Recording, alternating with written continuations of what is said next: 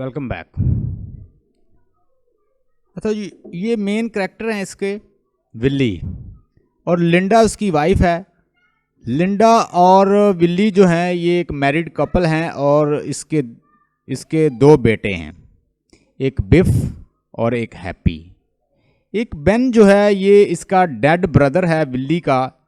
ये कोई 17 साल की उम्र में ये कहीं किसी और कंट्री में बिजनेस के लिए चला गया था, तो ये हलूसिनेशन में रहता है कि उसका ब्रदर जो है वो बहुत तरक्की कर गया है। उसके बारे में विजन देखता रहता है, हलूसिनेशन में रहता है, इमेजिनेशन में उससे बातें करता रहता है। ये इसको एक डिजीज़ है हलूसिनेशन की। अब विल्ली जो लोमैन है ये अपने नेबर चार्ली के साथ अक्सर कन्वर्सेशन करता है और उसे कहता है कि पढ़ना लिखना भी कोई काम है। ये किताबों का नॉलेज जो है ये ऐसे यहाँ पे ही रह जाएगा और इसका कोई फ़ायदा नहीं है, प्रैक्टिकल काम की ज़्यादा वैल्यू होती है। और ये इन्हीं चीज़ों से अपने बेटे का भी माइंड बनाता रहता है। ये दोनों बर्नार्ड और चार्ली का बेटा बर्नार्ड और बिफ जो है इकट्ठे स्कूल में पढ़ते हैं, लेकिन ये अपने बाप की बातों की वजह से ये अच्छी तरह पढ़ नहीं सका और ये क्या बन गया, एक फार्मर बन गया। इसको खेती करनी पड़ी और ये फार्मर बन गया। दूसरी साइड पे एक और इसका बेटा है हैप्पी, यंगर सन है।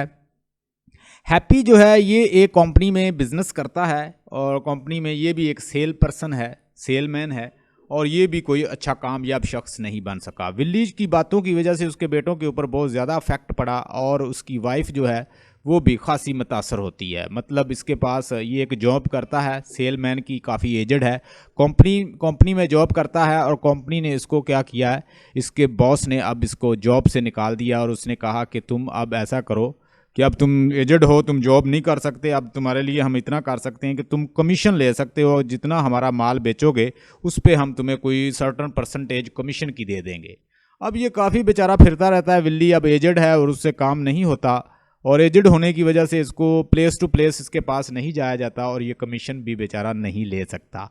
अब बहुत सारे इशू इसको लाहक हैं और ये अक्सर अपने दोस्त के पास जाता, चार्ली से, उससे पैसा मांगता और पैसे मांगता रहता। वो चार्ली की जब दिल करता चार्ली का वो इसकी हेल्प कर देता, कभी इसको सुना भी देता।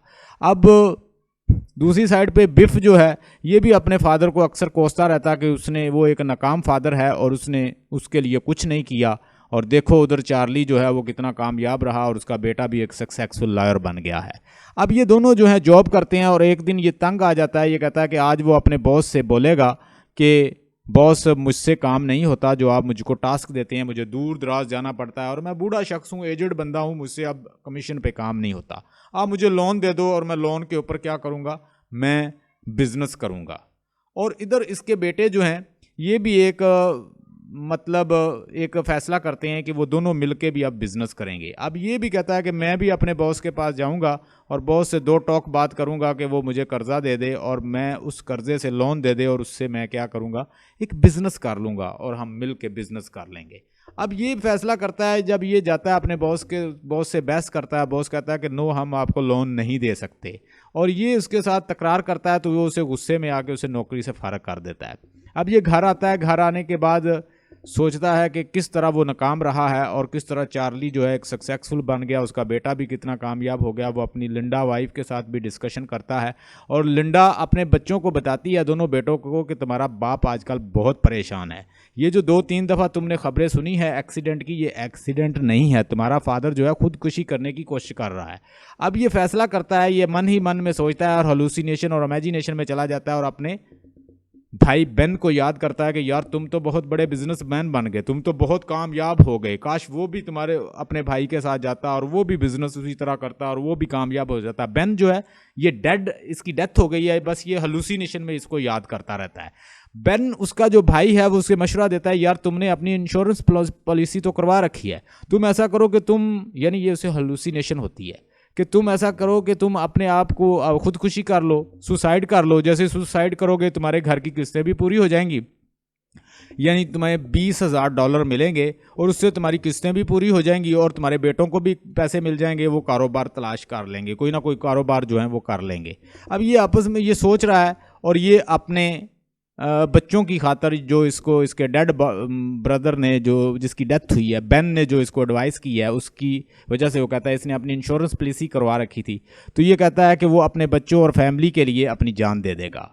वो ऐसा करता है कि अपनी गाड़ी को मतलब उससे खुद एक्सीडेंट करता है, जिससे इसकी डेथ हो जाती है, विल्ली की डेथ हो जाती है। विल्ली की डेथ के ऊपर इंश्योरेंस कंपनी से इनको अच्छे खासे पैसे मिल जाते हैं। अब ये सारे लोग जो हैं अफसोस पे आते हैं। बेटा ये कहता है कि हमारे फादर ने कोई कामयाबी हासिल नहीं की। हैप्पी जो है वो भी यही बातें कर रहा है, और लिंडा बोल रही है कि तुम्हारे फादर की कुर्बानी की वजह से या उसकी डेथ की वजह से हमें क्या मिला कि हमने यानी अपने कर्जे की किस्तें भी जो थी, घर जो है वो भी हमारा अपना हो गया, और आप लोगों को पैसे भी मिल गए और लोगों का कर्ज भी उतर गया। और ये चार्ली उसे बताता है कि ये जो सेलमैन था वो बहुत एक सक्सेसफुल बड़ा अच्छा इंसान था, और साथ ही इस तरह की डिस्कशन चल रही है। ये ओवरऑल प्ले जो है हमें एक लेसन भी देता है, और साथ एक चीज़ ये भी सिखाता है किस तरह हमारे वर्क जो हैं वो बच्चों की साइकोलॉजी के ऊपर असरअंदाज होते हैं। होता यूँ है कि एक दफ़ा का जिक्र है कि बिल्ली जो है ये जब इतना एजेड नहीं था, तो विल्ली ने अपने बिफ बेटे के सामने एक काल गर्ल से वो मिला था और उसने उसको देख लिया था। अब जैसे ही इसने उसको देखा था तो ये उसकी पढ़ाई और उसके करियर पे बहुत बुरा असर डाला इस चीज़ ने। इसकी वजह से विल्ली जो है विल्ली के इस एक्शन की वजह से बिफ जो है वो पढ़ नहीं सका। बिफ जो है वो प्रोस्टिट्यूट को विज़िट करने लग गया। बिफ ने बहुत सारी काल गर्ल बना ली, और इवन के जब ये तीनों परेशान होते हैं और एक होटल में बैठे होते हैं तो इन दोनों बच्चों को काल गर्ल्स मिलती हैं दो वहाँ पे। तो ये क्या करते हैं, अपने बाप को वहाँ पे छोड़कर, जो परेशान होता है, छोड़कर ये काल गर्ल्स के साथ चले जाते हैं।